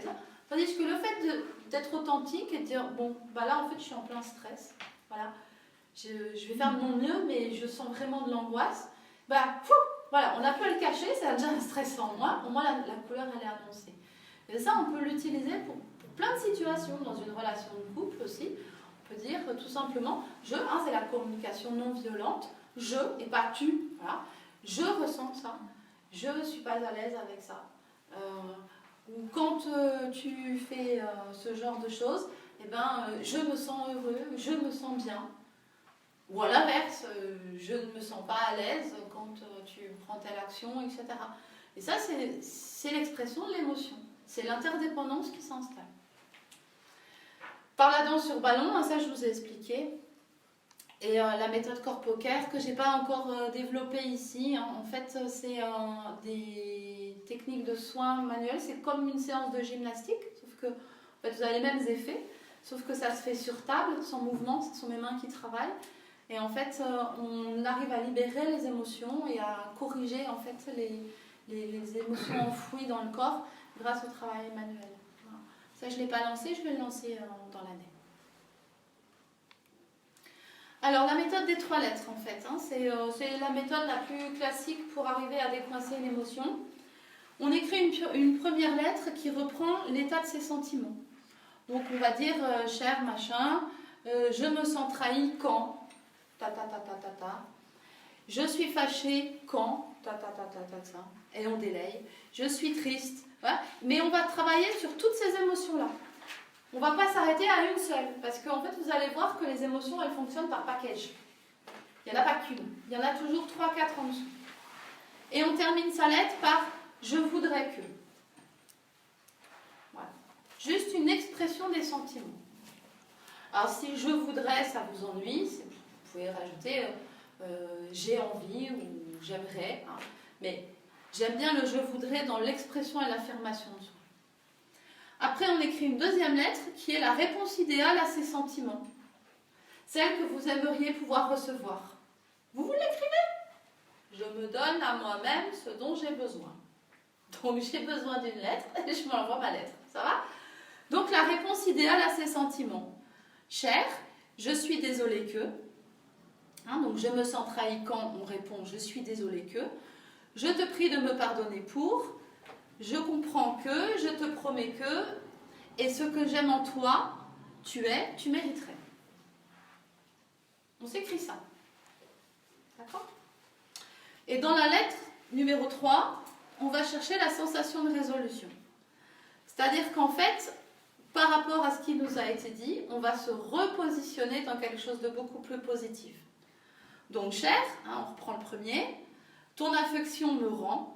Hein, puisqu'on a été compris. On peut le dire, ton affection me rend. Je comprends à présent que, je te pardonne, je suis heureux que, j'aimerais, je suis confiant en, je te suis reconnaissant pour. Hein, je vous l'enverrai ça. Amusez-vous d'écrire à écrire ça. On peut le faire pour l'administration aussi. C'est pas interdit. Ok? Et il faut le faire. Parce que le fait d'écrire et le fait de vous plonger en connexion, il y a des choses qui vont se passer. Et en fait, la sensation de résolution, vous ne pouvez pas la ressentir si vous n'avez pas fait le chemin. Donc ça, je ne peux pas vous la transmettre. Je peux juste vous dire, essayez l'outil. Et s'il vous plaît, continuez. Mais c'est un très bel outil. Ça paraît un peu comme ça, mais ça permet vraiment d'aller creuser dans les plans de nous. Déstocker dans le système limbique, toujours, expression dirigée. Hein. Donc en fait, on s'est aperçu que les émotions, c'est comme des plures d'oignon, hein, c'est des strates. Donc, si on part de la colère, première émotion, en dessous, il y a je suis triste, en dessous, j'ai peur, en dessous, j'ai du chagrin, en dessous, je suis frustrée, en dessous, je suis déçue, en dessous, je suis inquiet, en dessous, je suis embarrassée. En dessous, je suis jaloux. En dessous, je suis blessée. Et je suis terrifiée et j'ai honte. Et cette logique-là, elle s'applique à tout.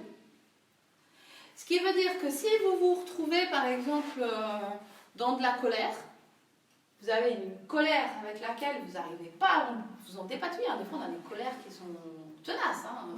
On n'arrive pas à les éliminer.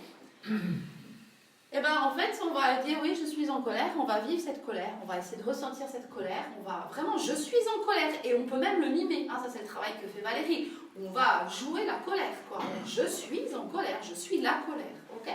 Mais derrière, on va aller chercher je suis triste. Et on va revivre la tristesse, on va la vivre avec ses tripes, on va y aller à fond, ok? Puis derrière, on va aller chercher j'ai peur. Et derrière, on va aller chercher j'ai du chagrin. Et quand on repère comme ça une émotion, un je suis embarrassé, et ben on va aller chercher je suis jaloux, je suis blessé. Et si on ne peut pas la vivre dans ses tripes, que c'est un peu trop tôt pour aller l'incarner, cette émotion, on peut déjà l'écrire. J'ai peur, alors ben, j'ai peur, et on va chercher pourquoi j'ai peur. Et on va écrire tout pourquoi j'ai peur. J'ai peur pourquoi ? J'ai peur de ci, j'ai peur de ça, j'ai peur de perdre mon travail, j'ai peur de perdre mon amour, j'ai peur de perdre mon enfant, j'ai peur d'être malade, j'ai peur de... Écrivez vos peurs, j'ai peur, j'ai peur, j'ai peur. Écrivez des pages et des pages de peur. Après, écrivez des pages et des pages de chagrin. Allez chercher le chagrin. Et vous allez voir qu'il y a des chagrins qui vont remonter auxquels vous n'aviez pas pensé, vous n'y pensiez plus. On a tous des chagrins qui coincent quelque part. C'est intéressant d'aller les chercher. Je suis frustrée, je suis déçue. On va chercher les 4. Vous avez compris comment ça marche ? Comment ? Ça prendra beaucoup de temps. Ouais, T'as beaucoup à écrire. alors après, pour ne pas se laisser complètement manger par ces émotions, c'est intéressant de savoir les estomper. Des fois, les émotions sont trop fortes. Des fois, il faut savoir aussi accepter de restocker certaines choses. Mais c'est intéressant de le faire de façon consciente. Donc déjà, ce qui serait intéressant, c'est que quand vous avez une émotion qui est extrêmement forte, un truc qui vous... Voilà, essayez d'évaluer sur une échelle de 1 à 10, où est-ce que vous vous trouvez face à ça. Ensuite, l'échelle d'influence. Quelle est ma capacité d'influencer la situation qui me génère cette émotion ?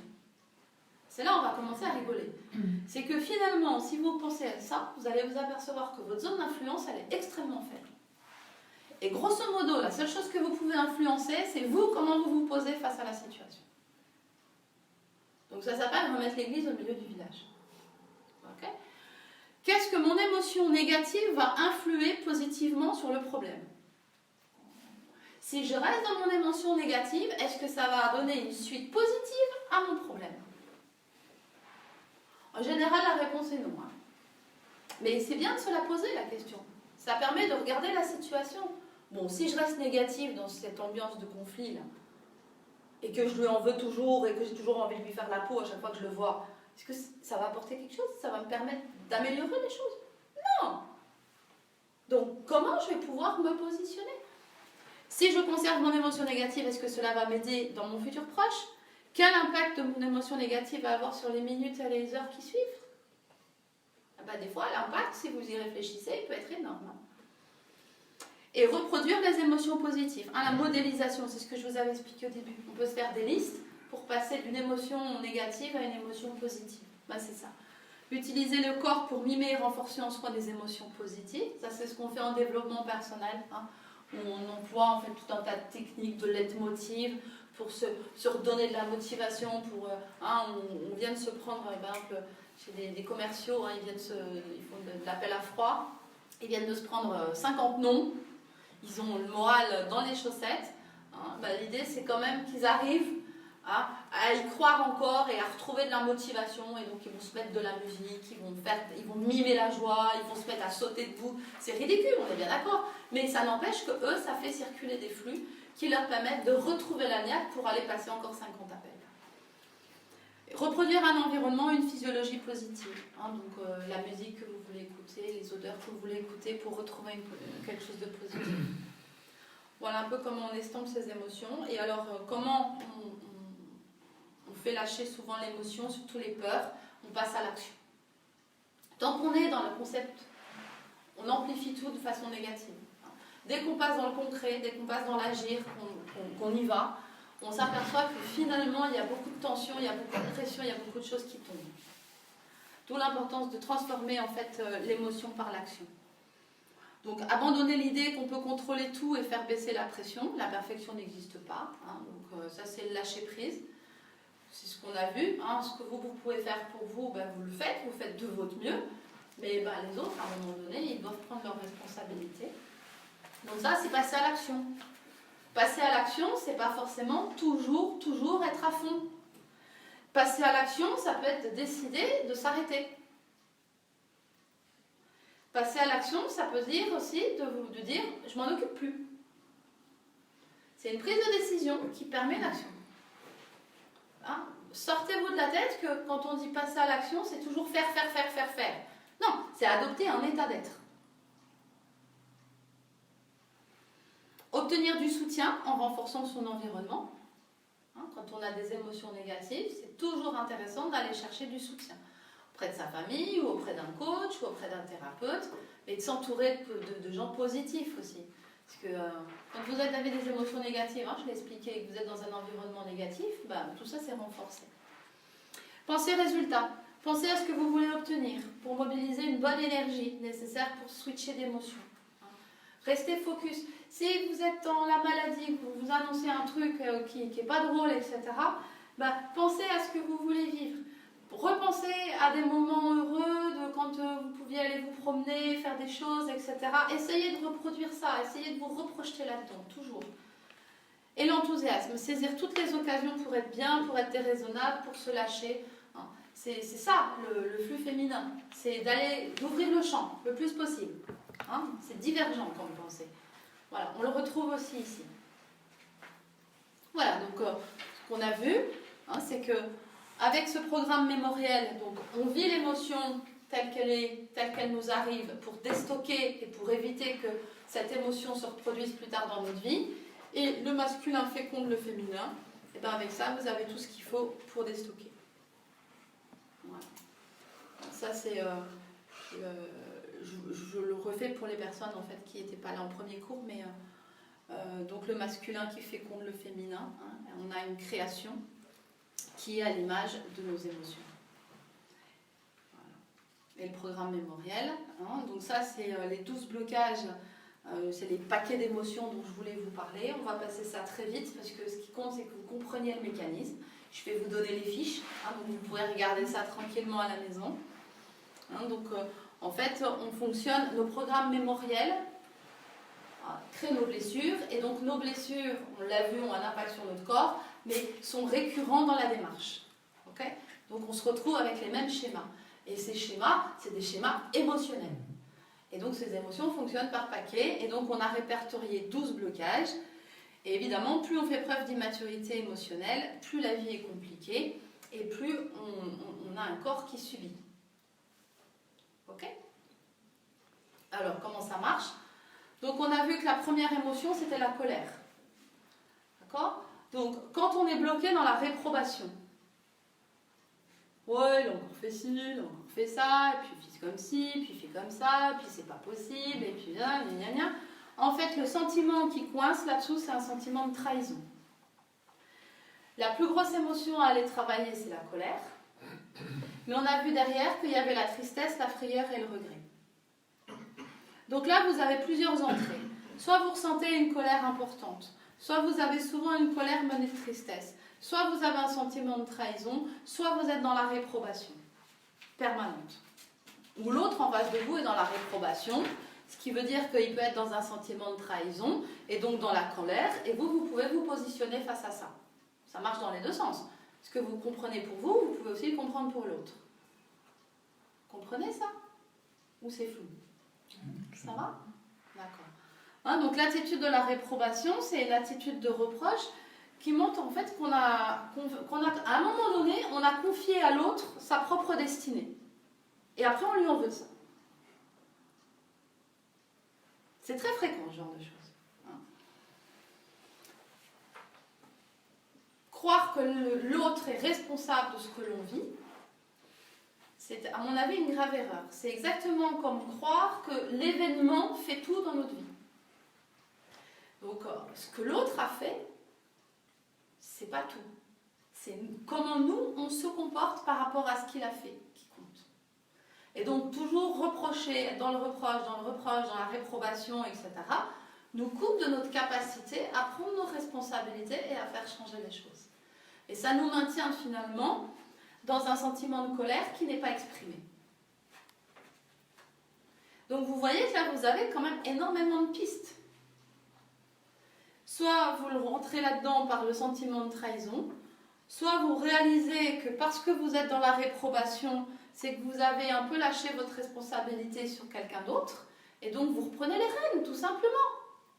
Au lieu d'être dans le reproche, oui, bon, je vais peut-être un peu trop confier ma vie, on va changer les choses maintenant. Hein. Et là, on peut aller chercher éventuellement la colère contre soi. Parce que finalement, on est tout simplement en colère de ne pas avoir réussi à prendre la responsabilité de sa vie, finalement. C'est pour ça qu'on dit que quand on voit quelque chose dans les autres, hein, souvent on dit nos relations sont nos plus grands maîtres, hein, surtout les relations amoureuses, c'est notre miroir. Ben, tout simplement parce que si on fait tous ces cheminements, on s'aperçoit qu'au final, c'est jamais l'autre qui est responsable. L'autre n'est le miroir que de ce que j'ai laissé passer en moi, ce que j'ai pas expérimenté. Donc, soit on est bloqué dans le reproche, et ça, il y a plein de gens qui sont toujours en train de reprocher tout à tout le monde, d'accord ? Soit on est bloqué dans le reproche et il n'y a plus rien qui avance, avec de la colère qui s'enquisse, hein, et puis des gens qui sont de plus en plus rigides, parce que ça, c'est vraiment une énergie masculine. Soit on prend conscience que bah, finalement, on a peut-être des choses à faire par soi-même. Voilà le mécanisme. Le deuxième état, c'est l'état dépressif, un état de blocage. Le sentiment qui est là-dessous, c'est l'abandon. L'émotion phare qui est bloquée, c'est la tristesse. Là-dessous, on a la frayeur, le regret et la frustration. Hein, et en fait, c'est quand on a du mal, quand nous butons à notre inclinaison à vouloir combler nos besoins d'une seule manière. C'est-à-dire qu'en fait, il y a des personnes qui sont persuadées que... des personnes qui sont en manque d'amour, qui sont en manque de relations amoureuses. Elles ont l'impression que le seul moyen pour être heureuse, c'est de trouver un homme. C'est souvent les femmes qui fonctionnent comme ça, c'est pour ça que je dis ça. Hein, donc voilà, elles vont toujours essayer de trouver un homme en disant quand je serai en couple, je serai heureuse, ou quand je serai en couple, je serai bien, et quand je serai... voilà. Sauf que, en fait, c'est intéressant quand même d'ouvrir son champ. Il n'y a pas que les hommes sur Terre, il y a encore plein d'autres choses. Bon, il y a les chats, c'est vrai, j'en ai 2, mais ça c'est encore autre chose. Mais c'est surtout qu'il y a moyen de se faire masser, il y a moyen de faire tout un tas de choses pour soi, pour avoir de la bienveillance et de l'amour pour soi, et de se nourrir par soi-même. Mais tant qu'on n'a pas compris qu'on pouvait ouvrir le champ et s'apporter tout un tas de choses, on est coincé dans un sentiment de tristesse et dans un sentiment d'abandon, et donc dans un état dépressif. Avec un vrai sentiment d'impuissance. Okay. Troisième blocage, c'est l'anxiété. Il y a des gens qui sont bloqués dans un phénomène anxieux, avec un sentiment d'être hésitant. Les anxieux ont du mal à faire des choix, à prendre des décisions. Il y a l'émotion du dessous, donc la charge émotionnelle, c'est la frayeur. Avec en dessous le regret, la frustration et la déception. Donc en fait, l'anxiété, c'est un problème antérieur qui n'a pas été résolu et qui inhibe en fait le flux du féminin pour se reconnecter à soi. Donc en fait, on n'ose plus prendre de risques parce qu'on n'a plus, plus confiance dans ses capacités d'action et de ressenti, tout simplement. Donc il faut juste se rassurer sur le fait qu'on a de la valeur dans ses actions. Et plus on connaît sa valeur, plus on connaît ses valeurs, plus on peut être raccord par rapport à ce qu'on veut faire.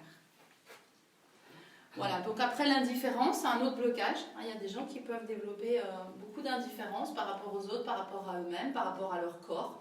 Finalement, tout leur est égal, avec un sentiment d'impuissance. Et on retrouve le regret qui traîne en dessous. Perte de foi en ses aspirations, l'homme s'enfonce dans le renoncement, dans l'oubli, et la femme dans la méfiance.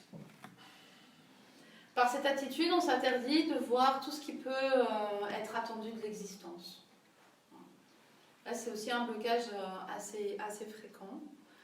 Après, c'est le jugement, avec un sentiment d'insatisfaction. Les gens qui sont tout le temps dans le jugement, qui sont toujours en train de juger, c'est bien, c'est mal. Les structures rigides sont souvent là-dedans. Et donc, fatalement, elles se jugent elles-mêmes. Vous pouvez tout retourner vers vous. Okay ? Donc, la frustration. Vous voyez, à chaque fois, on saute d'une émotion. C'est toujours les mêmes émotions, déception, inquiétude, embarras. Donc se pencher sur les jugements que l'on porte permet d'avoir un aperçu de la cage dans laquelle on est enfermé. Cette rigidité. Okay ? L'indécision, le sentiment de découragement, la déception qui est l'émotion bloquée ici. Incapacité à faire un choix. Alors ça c'est un truc... Il y a des gens qui mettent très longtemps à se décider. Et puis, ils sont après capables de changer d'avis très facilement. Ça, c'est typiquement le blocage d'indécision, avec la déception qui est là-dessus. Souvent des gens qui sont déçus par eux-mêmes, déçus de proches, déçus de projets, enfin il y a une déception qui traîne. Et mettre du temps à prendre une décision et en changer très facilement, c'est vraiment quelque chose de très embarrassant dans la vie. Ça nous handicape beaucoup, c'est de l'auto-sabotage. Plus vous arriverez à prendre une décision rapidement et une décision ferme, plus vous avancerez vite dans votre vie. Ça, c'est vraiment un objectif à avoir, pour tout. Que ce soit les médicaments qu'on choisit de prendre, l'alimentation qu'on choisit d'avoir, etc. C'est cette chose-là qui va vous permettre d'avancer.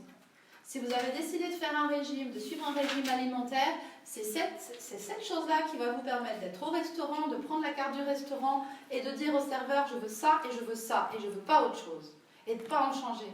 Pourquoi? Parce que vous avez vu qu'il n'y avait pas de gluten, ou qu'il n'y avait pas de lactose, ou qu'il n'y avait pas ci, ou il n'y avait pas ça, et c'était ça que vous voulez manger. Sinon, après, vous allez avoir tout un tas de tergiversations. Embarras, inquiétude, jalousie. Ah, mais lui, il mange ça, mais moi, je n'ai pas le droit, mais ça a l'air vachement bon, etc. Ah oui, mais bon, j'en ai pas mangé depuis 2 mois, je pourrais peut-être quand même en manger un peu. Oh, puis c'est l'occasion, etc. Gna, gna, gna. Et qu'est-ce qu'on va penser de moi? Inquiétude, qu'est-ce qu'ils vont dire à table? Vous vous rendez compte, je vais encore devoir m'expliquer pendant 1 heure pourquoi je ne mange pas du gluten, gna, gna, gna. Ça ne marche pas dans la vie, ça. Donc, on décide rapidement. Paf, paf, et on n'en change plus. Disons, ça peut quand même avoir des conséquences néfastes. Prendre des décisions trop vite. Attention, Il faut qu'elle soit réfléchie.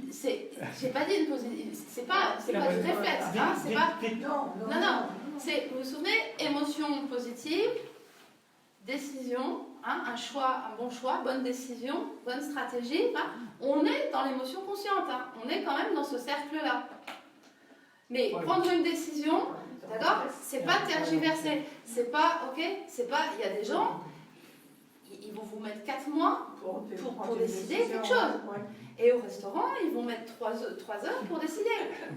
Parce que justement, il y a tout ça qui va passer. Et au final, qu'est-ce qu'ils vont prendre?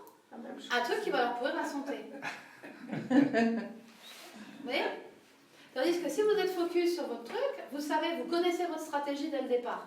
Votre stratégie, c'est avoir une alimentation saine, quoi qu'il se passe. Donc sur la carte, alimentation saine, paf, je prends et j'en bouge pas. C'est ça. Ok? Et là, tiens, la procrastination, la trouble, c'était mon exemple de tout à l'heure. Hein, donc c'est un sentiment d'être faible, avec une inquiétude. En dessous, il y a de l'embarras, il y a de la jalousie, il y a du déchirement. Toujours ça qui traîne en dessous. En fait, c'est ce que je vous disais tout à l'heure, hein, plus on passe à l'action, plus nos craintes arrivent à se dissoudre. Quand on est dans la procrastination, ben on reste coincé, finalement on n'arrive pas à passer à l'action. Et donc en fait c'est le phénomène, hein, c'est le féminin, les craintes qui viennent s'amplifier. Et plus on s'amplifie, plus en fait on est dans une mauvaise émotion.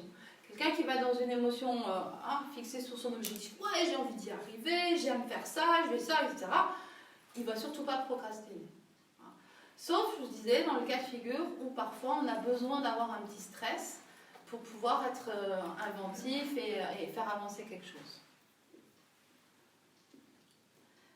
Voilà, le perfectionniste, avec un sentiment de déficit, hein, de jamais être assez, avec de l'embarras qui est à aller étudier par en dessous, de la jalousie, du déchirement et une peur.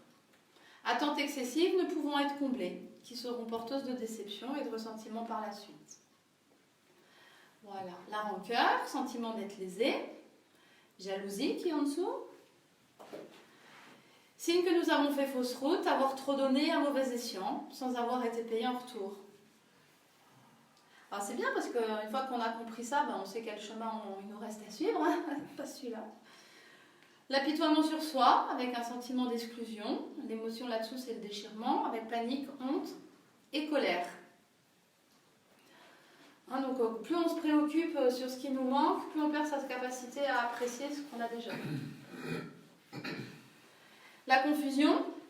Alors la confusion, c'est l'état dans lequel cherchent à vous mettre les manipulateurs. Hein, donc ça, c'est quelque chose qui est intéressant à connaître, hein, j'insiste un peu là-dessus, avec le sentiment d'être désespéré. C'est-à-dire que les manipulateurs vont toujours avoir tendance à vous donner des informations contradictoires qui vont vous mettre en fait dans un sentiment un peu d'impuissance, mais surtout d'impuissance, pas je suis pas capable de, mais c'est juste impossible, quoi. On a cette forme de perte d'espoir, hein, d'où désespéré, avec une forme de panique parce qu'on a peur pour l'avenir quand on est face à cette situation-là. Okay, et en dessous, il y a de la honte parce qu'on n'y arrive pas, il y a de la colère parce qu'on en veut à l'autre, et il y a beaucoup de tristesse parce qu'on sent vraiment, on sent qu'il y a du gâchis là-dedans. Okay, c'est vraiment le tableau du blocage dans lequel un manipulateur veut mettre sa victime.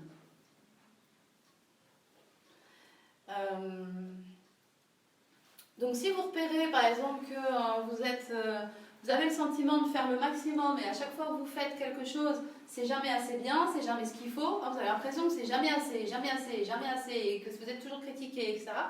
Et que ça devient vraiment, il y a une perte d'espoir, là déjà vous devez vraiment faire un tilt dans votre tête. Est-ce que je ne serais pas face à quelqu'un qui cherche à me manipuler? Parce que c'est vraiment son angle d'approche. Et comme on est généreux, qu'on a envie d'aider, qu'on a envie de faire de notre mieux, qu'on a envie que l'autre soit content, qu'on a envie de ci, qu'on a envie de ça, qu'est-ce qui se passe? On tombe mais les deux pieds dans le panneau.